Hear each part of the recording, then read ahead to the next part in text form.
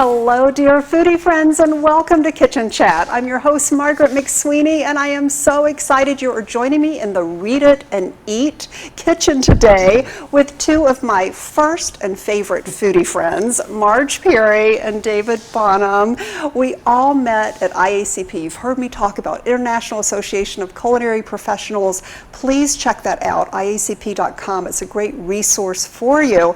But we are here to celebrate your cookbook launch with hero dinners, and I cannot wait to learn how to make dinner in one pan, make it delicious, and with great ingredients. So welcome to Kitchen Chat, both of you. Thank you. I'm so glad we finally got to do this. I really am. It was a long time in coming, right? It is, and we're doing it thanks to Kerry Gold, who brought us to Chicago. So we're very excited, and we're making a bunch of dishes for the event tonight.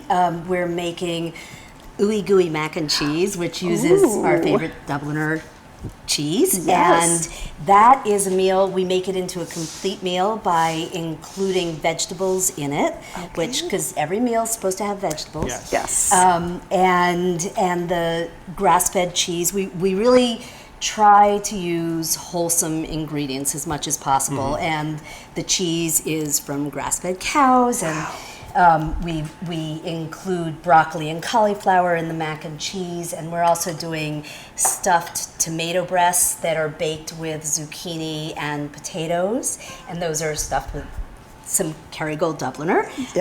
And those and the last thing is we baked one of our lemon cornmeal pound cakes ahead of time. And I have to say, this is a double dose whiff of my childhood, because the pound cake and also the cornbread, and you've put it into one. That is genius, and all in a pan. I never thought about making it in a pan.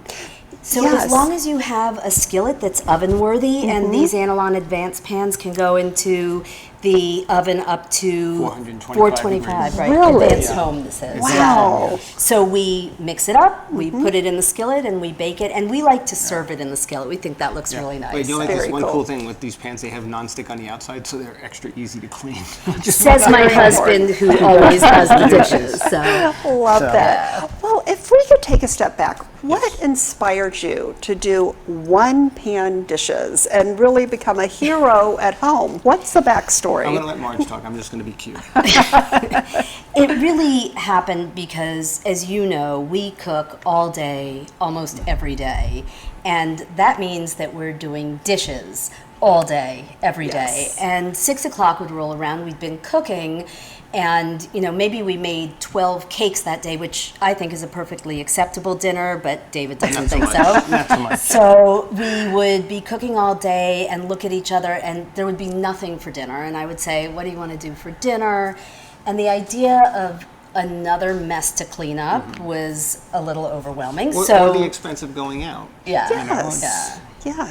So we started creating these dinners that would happen where they were complete, well-balanced meals, but with flavor and texture. You know, it's not all muddled together in either a skillet or a sheet pan. And so all of the meals are complete, well-balanced meals. I love this. So now instead of a potluck dinner, you can have a pot pan dinner. That's right. I like that. So, well, what then are you cooking today then? This is the Ooey Gooey mac and cheese. Okay. And everything gets cooked in the skillet. So including the pasta. I cannot wait to see this happen. This is so exciting. I have to figure out which burner to turn on. Oh, thank you. Here we go.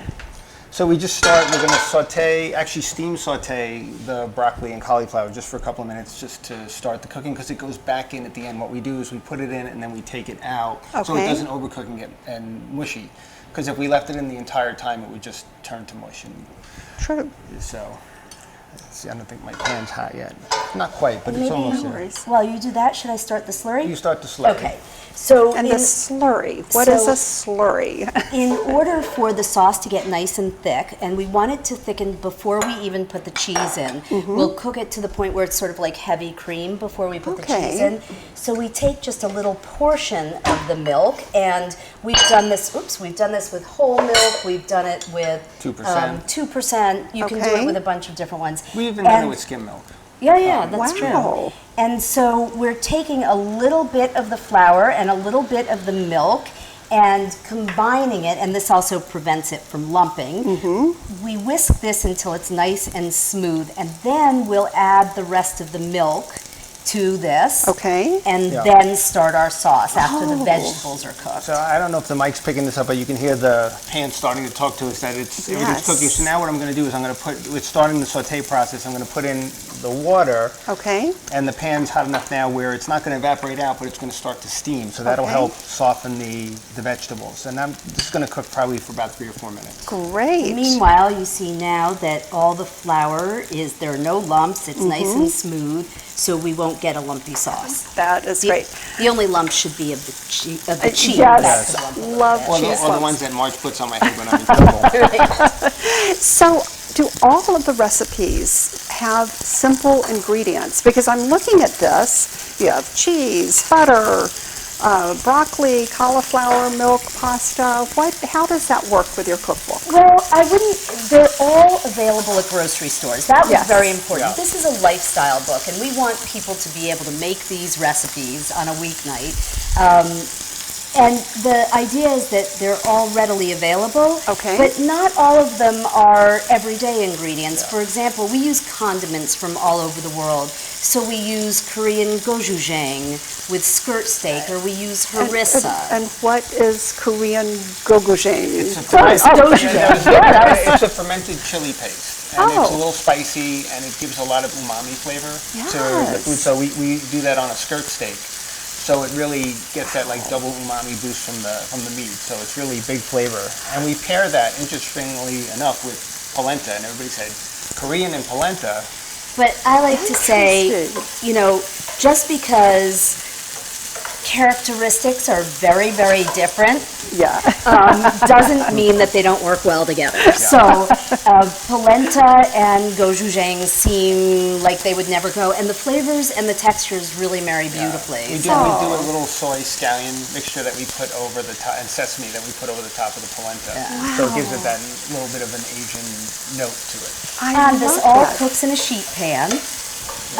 So it's the polenta, broccoli, and the skirt steak.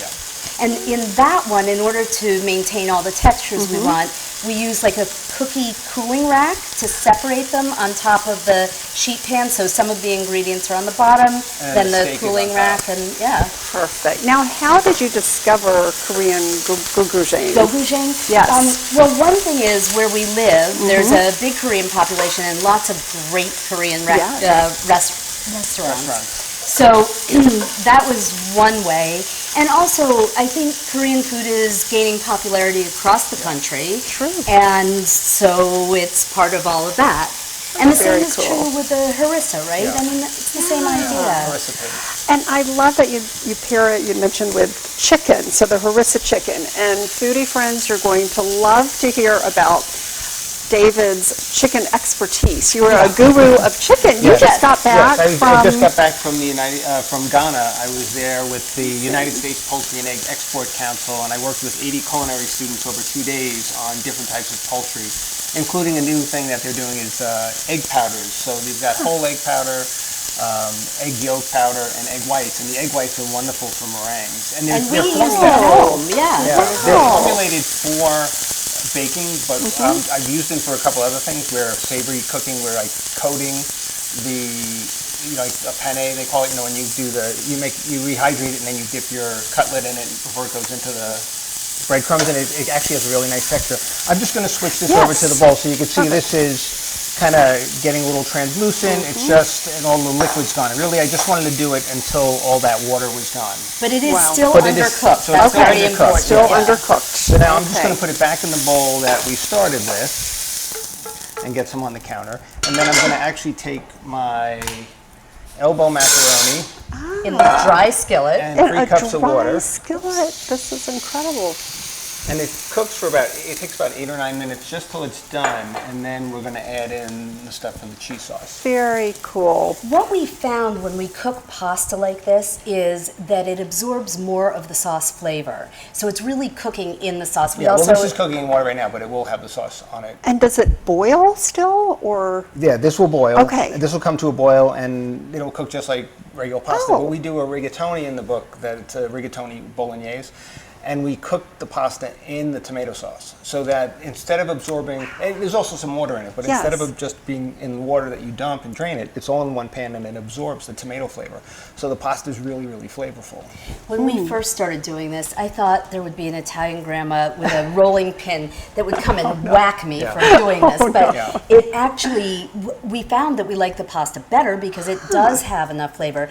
And we did the measurements quite carefully so that the pasta wouldn't get overcooked and so forth. That's important. Yes, and I have to add this note, dear foodie friends. Marge and David are very highly culinary trained professionals. In fact, you've had several award-winning articles in Rachel Ray Every Day and many other publications, and you're the chicken guru. I'm the chicken guru. But you are very deliberate in terms of the measurements, making sure every recipe works so everyone has a foolproof recipe for home. It would be sort of awful if someone went to make one of our recipes and they spent their time and money and they were ready for dinner and it wasn't perfect. So yeah, we test and cross-test. And when we were developing the book, because we wanted everything to cook in one pan, we had some challenges like rice. So we, after many trials and tribulations, we have a method of cooking rice in a sheet pan and also quinoa, and then adding the other ingredients to it, and it works really well. Yeah. This is just like changing, reformatting, reframing how you prepare meals. I never thought about rice or quinoa in a sheet pan. Yeah. And then when she first told me you have to cook, I wanted to figure out how to do rice in a sheet pan. I was like, why?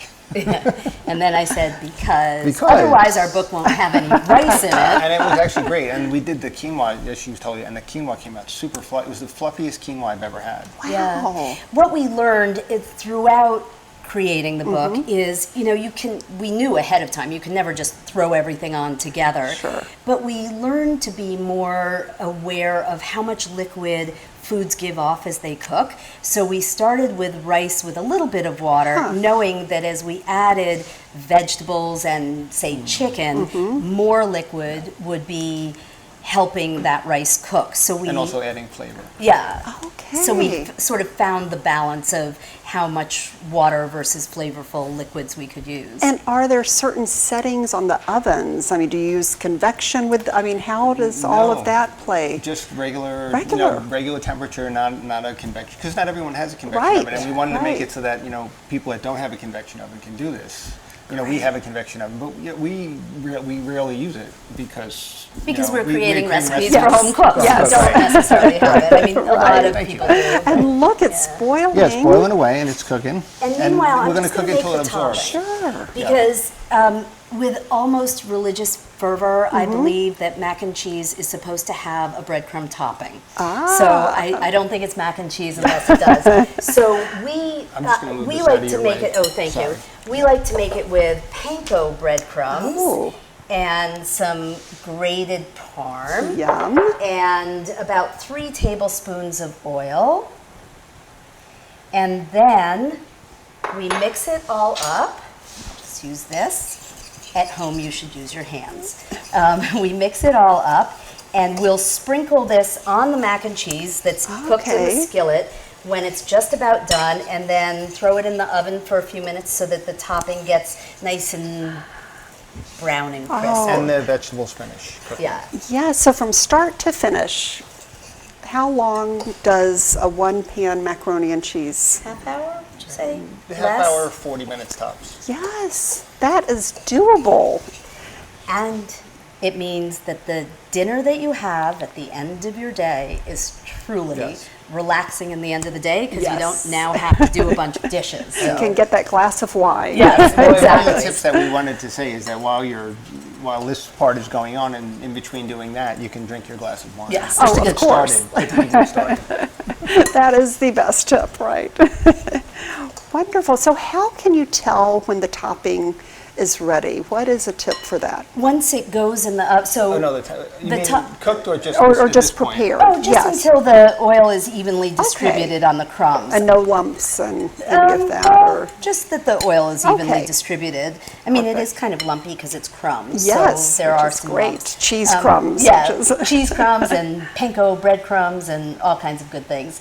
So, and then you tell it's cooked on top of the mac and cheese when it's that golden brown color that makes you want to eat it, then it's cooked. yes, yes. Just give that a little stir. Oh, well, this looks so delicious. What are some of the other highlights and unique recipes featured in your cookbook? And it's Hero Dinners. I'll make sure I'm going to have a link to their cookbook. Well, we have Shakshuka. the shakshuka, which is a Middle Eastern dish where it's a tomato sauce and you poach eggs right in the tomato sauce. Wow. And that's a delicious meatless one. And it's called Shakshuka. And what does that mean? What is I- shakshuka? I don't know what it means. There was a Yeah. man in Israel who said he invented it, who's Dr. Shakshuka, but Oh. it's But also many found companies- in many many other countries countries, and they claim all it. claim Okay, they it. all So claim I think he Yeah. got the name because he wanted to be named after the dish. Okay. I'm not really But it's a sure. spicy tomato sauce, basically, Okay. that you make. And that actually takes a bit of time because you cook it down till it's thick, and then you break the eggs on top and put it in the oven. How fascinating. Well, you're tasting the world with this Hero Dinners. And my home area. So one of my personal favorites is I'm a New Englander. Yes. And we do a sheet pan clam bake. And I love that. And How do you do a sheet actually, I'll pan show you. clam That's bake? what I said to Marge when she said, I want you to do this. I said, how do you do that? And she said, figure it out. So I'm my going to show you goodness. the picture while David kind of Yes. walks you through it. But it's actually quite simple. Yeah. So, Gorgeous. You bake Look it in at that. stages. yes, it's as with almost Yeah. all the recipes, it's really important to do it in stages. Okay. If you throw everything on, it won't be very good. Yeah. Okay. So you start with the You start potatoes. with the potatoes and the onions, and you let that go for a little bit. Then you add the zucchini and the clams, and let that go a little longer. And then you add your shrimp and your corn, and everything finishes at the same time. So you get the corn is not, when it gets overdone, it gets Yeah. really Yeah. tough. Yeah. But it's not, and the clams come out really nice, very tender. The shrimp is good. I believe we do the shrimp in the shell. Do we do the shrimp in the shell? I can't remember. We've had it. Yeah. We should check on these We do. things. So we've been on book tour for a while. Yes. Since, we've been going around quite a bit, and there are certain dishes we make more than others. Yeah. And also, I teach Hero Dinners classes at the Institute of Culinary Education, where I teach. Yes, So, in taught New one York too. City. taught one That's too. oh, Yeah. good. yeah. Yes, with So- Rick Smilo. So you can see the pasta's just about almost done. I just want to Yes. wait until that liquid's gone. Okay. And it's almost gone. I don't know if you can see that in the camera. But you see it's just a little bit when I pull this. You can still see some in there. And the pasta's still a little undercooked, yeah. which we want. Which You is want. okay. Yeah, Okay. It's just about done when the liquid's gone, because then I'm going to put it in the milk, and it's Oh, going to of cook for a few course, minutes yes. with the milk until Okay. it thickens, so it gets like the consistency of heavy cream. And then comes And the then we put the really Oh, good part. yes. So this is the Kerrygold Dubliner cheese, which Oh, we're adding. That's this cheese Straight here. from Ireland? Yes, Ah, And yes. just one note, with the pastas, as the liquid goes down, I stir more. In the beginning, I don't Okay. need to stir as much, and then as the liquid goes down, just because the stuff on top doesn't Okay. hit the liquid, so we do stir. I think we're just about And what's there. funny is that we have a risotto, a no-stir risotto in the book, so it's the opposite of the pasta. A no-stir risotto. I cannot even imagine this. This is the other one where I was fairly certain I'd get whacked over the head with a rolling pin, but it works beautifully. I will not ever stir a risotto again. I'll stir my pasta, but I won't stir a risotto. Amazing. I wish I had known it years ago when I was in catering, and I used to have to do massive pots of Wow. risotto, and at the end of the night, my neck and my shoulder were from standing over the huge Oh, pot going like this the whole night. So here, that's All right. just the background. Yes. So now this is the milk with the slurry. You want to hold that for a second? And I'm just going to give it another stir because the flour tends to separate out a little bit. And I'm just going to pour that in. And then we're going to let that come back to a boil. Okay. And just keep stirring it. And that's just so that the flour doesn't separate out. And so as soon as this is thickened, we put the cheese in. Until it's melted, and then we stir in the vegetables and then the topping, it and goes we're in the all oven. done. And I love that you're combining vegetables with macaroni. That's just a beautiful pairing. But it's like a trade-off for parents whose kids don't want vegetables. It's like, well, you can have the mac and cheese, but Yes. the caveat is the vegetables are in there. Right. This always makes me think of my son, who for many years would basically only eat beige food, which drove me crazy. And his favorite thing in the world was mac and cheese. And the deal was, then, you need nutrients. You're going to eat some vegetables.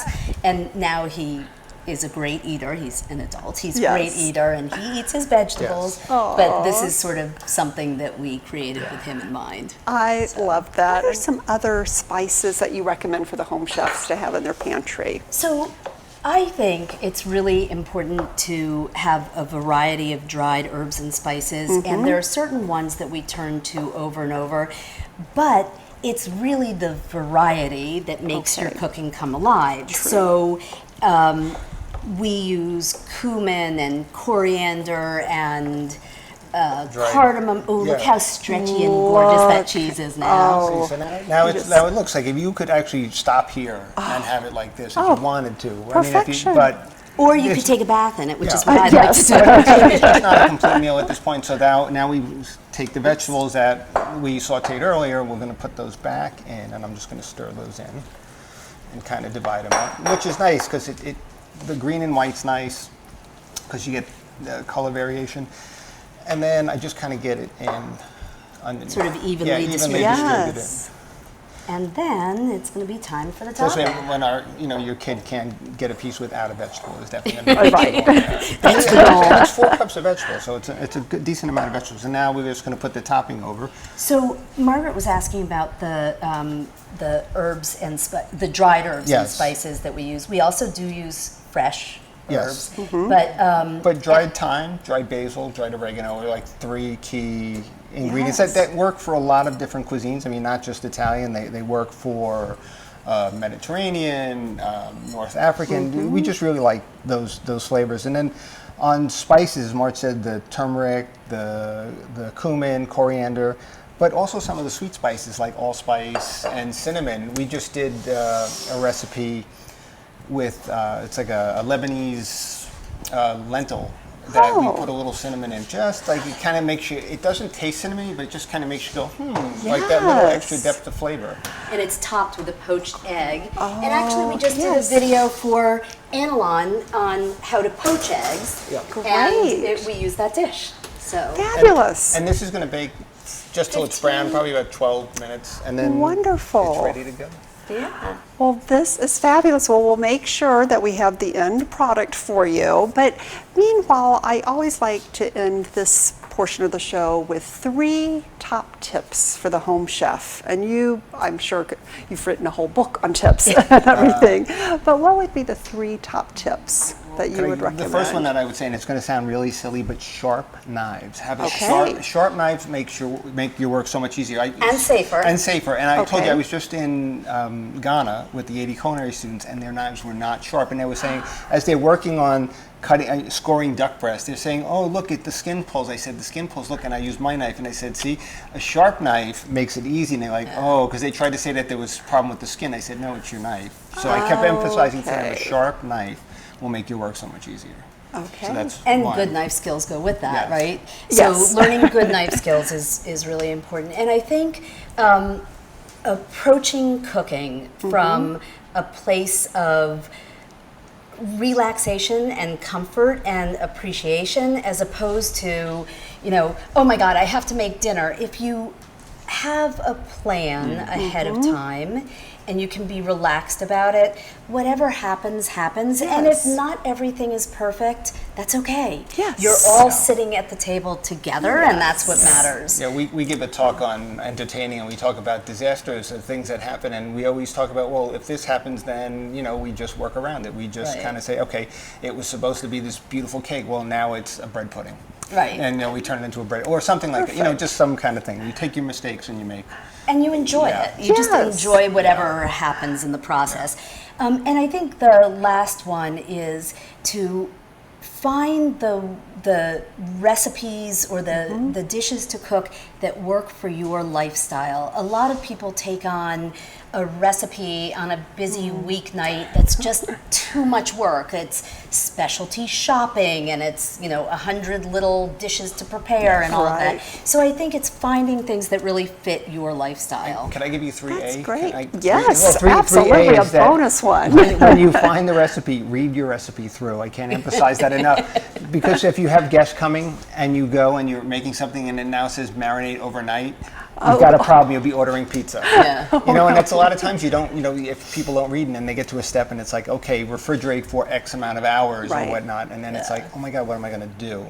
So read your recipe through so that you allow yourself enough time, if that is one of the steps. And speaking of reading through recipes, you need to get this book, dear foodie friends. I'm going to make sure I have a link on Kitchen Chat. I'm also going to give the link to Read It and Eat. If you're here in Chicago, check out this wonderful bookshop, as well as the great guests they have, such as Marge and David here.